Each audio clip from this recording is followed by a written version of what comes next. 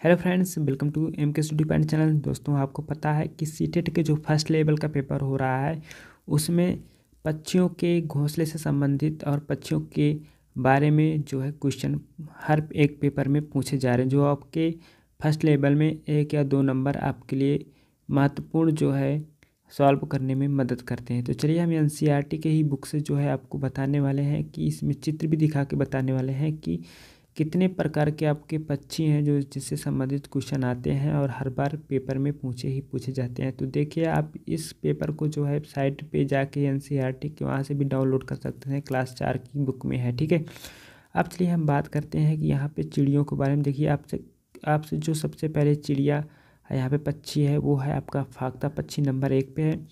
दूसरा जो पक्षी है आपका कलचिड़ी है। तीसरा कौवा है। चौथा कोयल है। पांचवा बसंत गोरी है, आप सबका चित्र देख रहे होंगे डिस्प्ले पे।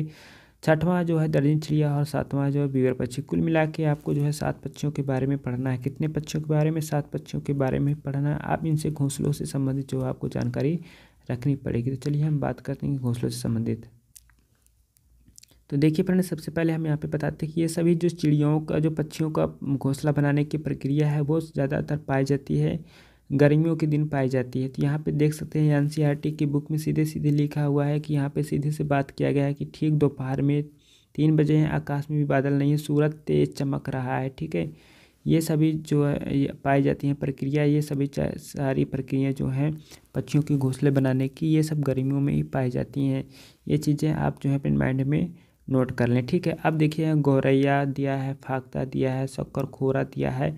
ये सब अपनी अपनी जोड़ी बनाकर अपनी घोंसला बनाने की तैयारी में लगे हैं। अब यहाँ पे से आप जो है समझ सकते हैं कि ये जो घोंसला बनाने की प्रक्रिया है, ये जो है यहाँ पे हिंट दे दिया गया है कि ये सारी प्रक्रियाएँ पक्षियों की गर्मियों के दिन में ये ऐसा करते हैं। अब चलिए हम बात करते हैं इन पक्षियों की विशेषता के बारे में। अब देखिए, यहाँ पे एक जो है बताया गया है कि जो है फाख्ता चिड़िया, किसके बारे में? फाख्ता चिड़िया के बारे में। चलिए हम फाख्ता चिड़िया के बारे में जानते हैं। आपको यहाँ पे चित्र भी दिख रहा होगा, तो जो जो चित्रों के सामने जो जो चीज़ें विशेषताएं दी हैं उसमें हम आपको बताते चलते हैं। ठीक है, तो चलिए हम बात कर लेते हैं अब अपने फाख्ता चिड़िया के बारे में। तो देखिए फ्रेंड्स, यहाँ पे हम बात कर लेते हैं फाख्ता पक्षी के बारे में। जैसे बताया, देखो फाख्ता पक्षी की विशेषता क्या? फाख्ता कैक्टस के कांटों के बीच या मेहंदी के पेड़ में जो है ये अपने घोंसले बनाते हैं। अब यहाँ पे आपको जानना है कि ये कैक्टस के कांटों के बीच में, दूसरी जो विशेषता मेहंदी की मेड़ में। ठीक है, अब हम यहाँ पे बात कर लेते हैं हर एक पक्षियों के बारे में। चलिए सबसे पहले हम एक पक्षी है जिसका चित्र आपको सामने दिख रहा होगा, कलचिड़ी पक्षी का। अब चलिए कलचिड़ी पक्षी की विशेषताओं के बारे में जान लेते हैं। किसकी विशेषताओं के बारे में? कलचिड़ी पक्षी के बारे में। तो देखिए, यहाँ पे आपको बताया गया है कहानी के माध्यम से कि जो ये कलचिड़ी पक्षी है, ये कलचिड़ी पक्षी जो है एक कोई व्यक्ति हैं गोपाल भाई। ठीक है, इन्हीं के घर वाली सड़क के किनारे। अब यहाँ पे देखिए सड़क के किनारे बहुत सारे पत्थर हैं। अब देखिए यहाँ पत्थर हैं, इन पत्थरों के बीच खाली जगह में कलचिड़ी ने अंडे दिए हैं। ठीक है, इसका मतलब ये हुआ कि कलचिड़ी जो पक्षी है वो अपना घोंसला कहाँ पे बनाती है? पत्थरों के बीच में बनाती है। कहाँ पे बनाती है? पत्थरों के बीच में खाली जगह के स्थान पे कलचिड़ी पक्षी, जिसको हम इंडियन रोबिन भी बोलते हैं, वो अपना घोंसला वहीं पे बनाती है। उसके बाद जो है ये इसके घोंसले में जो है घास से बना होता है। इसका जो घोंसला होता है वो घास से बना होता है। उसके ऊपर पौधे की नाजुक टहनी भी होती है, जड़ें, ऊन, बाल, रुई सब बिछा होता है। ठीक है, कलचड़ी का घोंसला एक ऐसा ही होता है। ठीक है, यहाँ पे देखिए आपको ये सब सारी चीज़ें प्रूफ मिल पा रही हैं एनसीईआरटी की बुक से कि इनका घोंसला कैसे होता है। तो आपको समझ में आएगा इनका घोंसला कैसे होता है। कलचड़ी पक्षी को हम क्या बोल सकते हैं? इंडियन रोबिन भी बोलते हैं। और यह जो घोंसला है ये पत्थरों के बीच में अपनी घोंसले बनाते हैं। और इन घोंसले में जो निर्माण की प्रक्रिया है, इसमें क्या क्या शामिल होते हैं? उसमें आपके शामिल होते हैं नाजुक टहनी, जड़ें, ऊन, बाल, रुई, ये सब चीज़ें इसमें शामिल होती हैं। तो कलचड़ी की विशेषता आप जान गए। अब आप बात करते हैं कौवे के घोंसले के बारे में। आप यहाँ पे चित्र भी सारी चीज़ें देख रही होंगी। अब देखिए यहाँ पे कौवे के घोंसले के बारे में। ठीक है,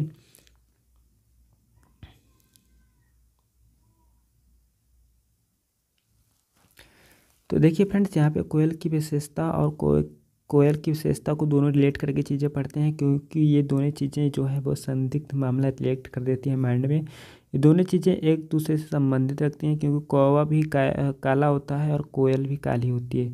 तो यहाँ पे इन दोनों चीज़ों को यहाँ पे देखिए एनसीईआरटी बुक में बहुत अच्छे से हाईलाइट करके बताया है कि कौवा, तुम जानते हो कि कोयल बहुत मीठी गाती हैं, सही बात, पर क्या तुम्हें पता है वह अपना घोंसला बनाती नहीं है। अब देखिए यहाँ पे जो कोयल है भैया, ये कोयल अपना घोंसला नहीं बनाती है, वह कौवे के घोंसले में अंडे देती है। किसके घोंसले में? कौवे के घोंसले में अंडे देती है।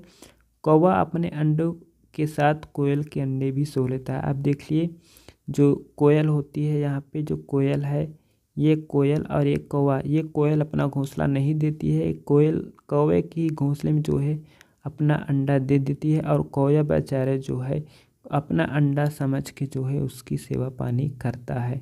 ठीक है, अब चलिए हम बात कर लेते हैं, कौवा कोयल हो गया।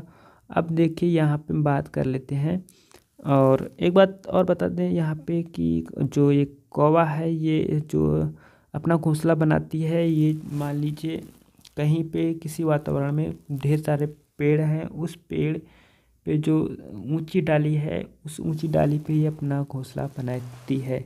ठीक है, अब हम यहाँ पे एक पक्षी के बारे में बात कर लेते हैं, और जो उस पक्षी के बारे में यहाँ पे नहीं बताई गई है, तो उस पक्षी के बारे में भी जान लें, क्योंकि कहीं अगर आपने उस पक्षी के बारे में, चील, जिसे आप जानते होंगे, चील के बारे में सुना होगा, अगर चील के बारे में कहीं पढ़ते होंगे तो जो है आपके माइंड में आती होगी। हमने तो पढ़ा था कि कौवा जो है सबसे ऊंची डाल पे अपना घोंसला बनाती है। देखिए, कौवा जो है जंगल के जो पेड़ होते हैं, उस पेड़ के सबसे ऊंची डाल पे घोंसला बनाते हैं। ठीक है, अब जो चील होती है, उस सारे जंगल में जो सबसे ऊंची पेड़ है, उस पे जो है अपना घोंसला कौन बनाती है? उस पे अपना घोंसला बनाती है चील बनाती है। ठीक है, तो ये चीज़ें ध्यान देना कि कौवा जो है किसी भी पेड़ की ऊंची डाल पे घोंसला बनाती है, और सारे पेड़ों से जो सबसे ऊंचा पेड़ है, उस पे जो है चील अपना घोंसला बनाती है। अब यहाँ पे ये चीज़ें कन्फर्म हो गई होंगी कौवा और कोयल से संबंधित, और चील से भी संबंधित। चलिए फ्रेंड्स, आगे बढ़ते हैं, बात करते हैं अब अपने दूसरे जो है पक्षी के बारे में। देखिए, गौरैया आमतौर पर घर में या आसपास दिखाई देती है, वहीं कहीं भी घोंसला बना लेती है। गौरैया कहीं भी अपने घोंसला बना लेती है, अलमारी के ऊपर बना लेती है, शीशे के पीछे, आईने के पीछे बना लेती है, और घर के दीवार के बगल में बना लेती है। कबूतर भी, देखिए गौरैया, यहाँ पे हम बता दें कि गौरैया और जो आपका है क्या, कबूतर। ठीक है, गौरैया और कबूतर दोनों एक ही तरह के घोंसले लगभग बनाते हैं। तो ये देखिए, कबूतर भी ऐसे ही अपना घोंसला बनाता है पुराने मकान, खंडहरों में। ठीक है, बसंत गौरी जो कि गर्मियों में टुक टुक करते रहते हैं पेड़ के तने में गहरा। अब देखिए, जो बसंत गौरी है, यहाँ पे आपको समझना जरूरी है कि देखिए, बसंत गौरी की कुछ अलग ही विशेषता है, और गौरैया की कुछ अलग ही विशेषता है। जो बसंत गौरी है, ये जो अपना घोंसला बनाती है, ये पेड़ के तने में गहरा छेद बनाकर उसमें जो है अंडे देती है, वहीं पे अपना घोंसला बनाती है। ठीक है, अब यहाँ पे आप जान गए जो है इसके बारे में, किसके बारे में? गौरैया के बारे में। और यहाँ पे आपको बता दिया हमने बसंत गौरी के बारे में और कबूतर के बारे में। अब जानिए, हम बसंत गौरी के बारे में बता दिया। अब यहाँ पे देखिए, एक पॉइंट यहाँ पे है कि ये देखिए, यहाँ पे लिखा हुआ है कि ये जबकि फाख्ता कैक्टस के बीच में या मेहंदी के पेड़ में अपना, इसको हमने बता दिया।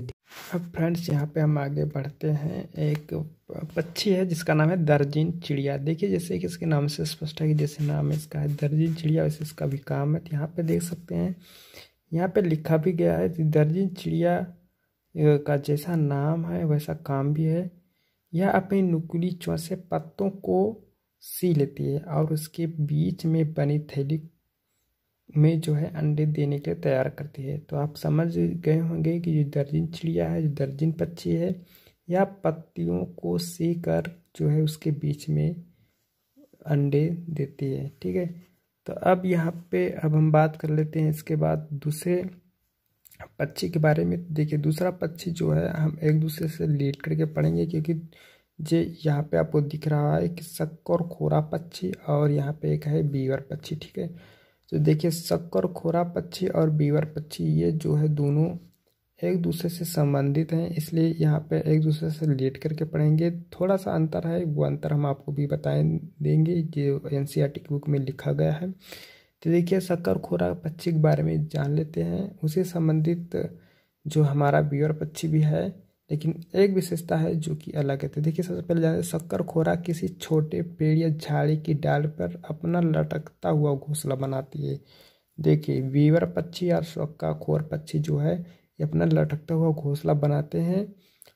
ठीक है, अब यहाँ पर हम जानते हैं कि इस घोंसले में जो लटकता हुआ घोंसला है इसमें क्या क्या शामिल होते हैं। तो देखिए इन घोंसले में बाल शामिल होते हैं, बारीक घास शामिल होते हैं, पतली टहनियाँ, सूखे पत्ते, रुई, पेड़ की छाल के टुकड़े और कपड़े के चिथड़े भी शामिल होते हैं, या कि मकड़ी की जाल भी होते हैं। इसमें देखिए मकड़ी की जाल भी होती है। यह विशेषता हुई इन शक्कर और जो है बीवर पक्षी के बारे में। अब हम जो बात कर रहे थे कि बीवर पक्षी की एक विशेषता अलग सी होती है, वो जान लेते हैं यहाँ की ये विशेषता क्या है। देखिए बीवर पक्षी जो होता है यह जो है सभी नर बीवर पक्षी अपने अपने घोंसले बनाते हैं। मादा बीवर पक्षी उन सभी घोंसलों को देखती है, उनमें से जो सबसे अच्छा लगता है उसमें ही वो अंडे देती है। अब यहाँ पे समझ चुके होंगे कि बीवर पक्षी में से क्या विशेषता है कि बीवर पक्षी और शक्कर खोर पक्षी में विशेषता यह है कि बीवर पक्षी में जो नर पक्षी होता है, जो नर पक्षी होता है वो नर बीवर पक्षी ही घोंसले बनाते हैं, वो एक से अधिक घोंसले बनाते हैं। और जो मादा पक्षी होती है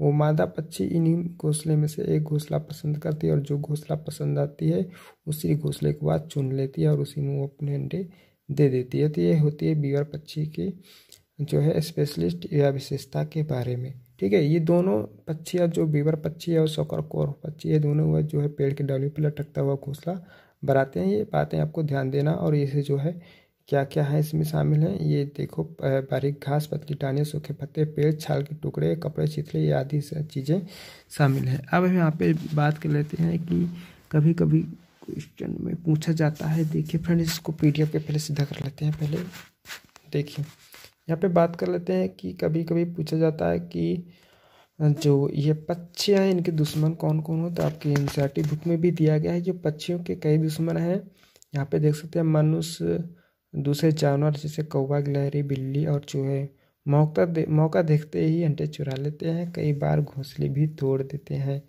ठीक है, तो इन सब से बचकर रहना, खाना, भोजन, घोंसला बनाना, अंडे सेना और बच्चों की पालकर बड़ा करना, ये हर एक पक्षी की परीक्षा होती है। तो ये पक्षियों की बड़ी परीक्षा होती है क्योंकि इनके ढेर सारे दुश्मन हैं और दुश्मनों के नाम यहाँ पे दिए गए हैं। तो पेपर में पूछा जाए तो कभी भी आप बता सकते हैं। तो फ्रेंड्स अगर आपको ये वीडियो समझ में आई है, क्योंकि हमने एनसीईआरटी की बुक यहाँ पे उठाया और उसमें सारे चित्र भी दिखाए हैं, और जो जो इसमें पक्षी शामिल होंगे सभी सारे पक्षियों के 8-9 पक्षी लगभग हमने यहाँ पे बता दिया, 8-9 पक्षियों की विशेषता के बारे में। तो 8-9 पक्षियों से ही पूछे जाते हैं हर बार पेपर में। सीटेट का पेपर अभी हो भी रहा है, तो आप देख सकते हैं कि पक्षियों से संबंधित क्वेश्चन आ भी रहे हैं। तो फ्रेंड्स अगर ये वीडियो आपको थोड़ी भी समझ में आई हो तो फ्रेंड नेक्स्ट वीडियो के लिए आप जो है चैनल को सब्सक्राइब कर लें ताकि आपको उसका नोटिफिकेशन मिल जाए। थैंक यू फ्रेंड्स, मिलते हैं नेक्स्ट वीडियो में।